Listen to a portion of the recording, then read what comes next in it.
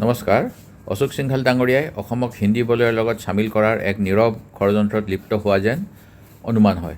প্ৰথমতেই বিজেপিয়ে NRC, অসম চুক্তি ইত্যাদিৰ নাম লৈ অসমৰ ৰাইজক প্ৰতাৰণাৰে শাসনভাৰ গ্ৰহণ কৰিলে। শাসনভাৰ গ্ৰহণ কৰিয়ে তেওঁলোকে বুজিলে যে অসমৰ ৰাইজে তেওঁলোকৰ প্ৰতাৰণাৰ ৰাজনীতি বুজি পাবলৈ বেছি পৰ নালাগিব। সেয়েহে তেওঁলোকে ডিলিমিটেশ্যন কৰি অসমৰ ৰাইজক ক'লে যে কেৱল ইয়াৰেহে অসমত থলুৱা ৰাইজৰ প্ৰাধান্যতা বলবৎ থাকিব। ডিলিমিটেশ্যনৰ যোগেৰে তেওঁলোকে নিজৰ আসনবোৰ যিয়ে যেনেধৰণে পাৰে তেনেধৰণে জনগাঁথনি স্থিৰ কৰি নিজৰ সুবিধামতে সজাই ল'লে। কিন্তু বিজেপিয়ে তাৰ পিছতো নিজৰ বিপৰ্যয় যে অৱশ্যম্ভাৱী সেয়া বুজি শেষত উপায়ন্ত হৈ বাহিৰৰ ৰাজ্যৰ পৰা ভাড়াতীয়া ভোটাৰ প্ৰতিটো সমষ্টিতে 5,000 পৰা 10,000 পৰ্যন্ত যোগ দিবলৈ অপচেষ্টা কৰিছে। মুছলিম সম্প্ৰদায়ৰ BLOসকলক ঠায়ে ঠায়ে বেআইনীভাৱে সলনি কৰি নিজৰ ইচ্ছানুসৰি ভোটাৰৰ নাম কাটিছে বা যোগ দিছে।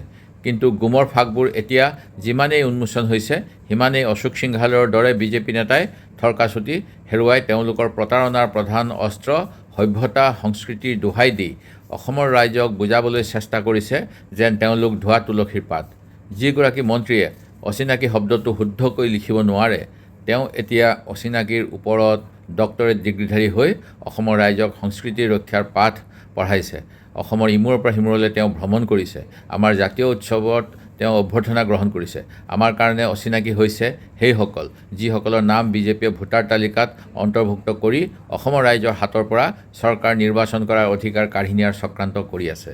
বিজেপিয়ে যদি সঁচাই ইমান উন্নয়ন কৰিছে তেন্তে ভাড়াত ভোটাৰ আনিব লগা কিয় হৈছে? প্ৰধানমন্ত্ৰীৰ ভ্ৰমণৰ সময়ত কোচবিহাৰৰ পৰা মানুহ কিয় আনিব লগা হৈছে?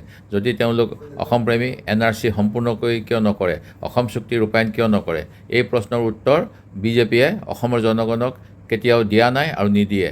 এতিয়া ভোটাৰ তালিকা নিজৰ স্বাৰ্থ অনুসৰি সংশোধন কৰিবলৈ তেওঁলোক সেয়েহে বাধ্য হৈছে। আচলতে বিজেপিয়ে অনাগত নিৰ্বাচনত নিজৰ দুৰ্যোগ দেখিছে আৰু এই অচিনাকিবোৰৰ শৰণাপন্ন হ'বলৈ বাধ্য হৈছে। এই গোটেই কামখিনি অসমৰ মুখ্যমন্ত্ৰীয়ে অশোক সিংঘাল ডাঙৰীয়াক দায়িত্ব অৰ্পণ কৰিছে। কাৰণ অশোক সিংঘাল ডাঙৰীয়াই ইতিমধ্যেই ডিলিমিটেশ্যনৰ সময়ত অসমৰ জনগণৰ মতামতক উপেক্ষা কৰি অসমৰ ৰাইজৰ কি কৰিলে তেওঁলোকে প্ৰশাসনৰ ওচৰ চাপিলে হয়। যিটো ডিলিমিটেশ্যনৰ অৰ্থাৎ সমষ্টি পুনৰ নিৰ্ধাৰণৰ মূল মন্ত্ৰ সেই মন্ত্ৰ তেওঁ অপব্যাখ্যা কৰি অসমৰ ৰাইজক জুলুকা জুলে পানী খুৱাইছে। আৰু সেই কাম এতিয়া তেওঁ SRৰ যোগেদি অসমত বাহিৰা মানুহৰ নাম অন্তৰ্ভুক্তিৰ যিটো চেষ্টা সেই কৰিবলৈ তেওঁ নিৰ্বাচনী বিষয়াসকলক পৰামৰ্শ দিছে। BLOসকলক ভয় ভাবুকি দিয়াৰ ব্যৱস্থা কৰিছে আৰু ইলেকশ্যন কমিশ্যনৰ সৈতে মিত্ৰালি কৰি অসম চুক্তিৰ উলংঘা কৰাৰ যিটো ষড়যন্ত্ৰ সেই ষড়যন্ত্ৰৰ তেওঁ মূল হোতা হৈ পৰিছে।